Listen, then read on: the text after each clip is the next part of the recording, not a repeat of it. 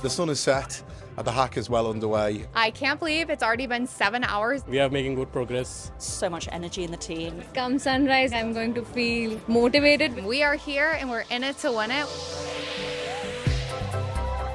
I am catching sticks right now. It's to get you refreshed so you can start hacking again. It's been a super productive day. We're solving the client's challenges. We've just checked all of the boxes. We're here at Hackathon.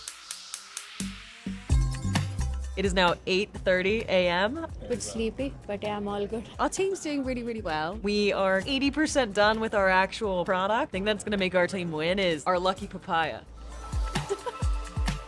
We are spending our time visiting the teams. There's a little bit of a check-in, bit of coaching. We're looking out for scalability. Blue sky thinking. Leveraging our data and our operations. There's a lot of teams that are doing extremely well. It's going to be tough.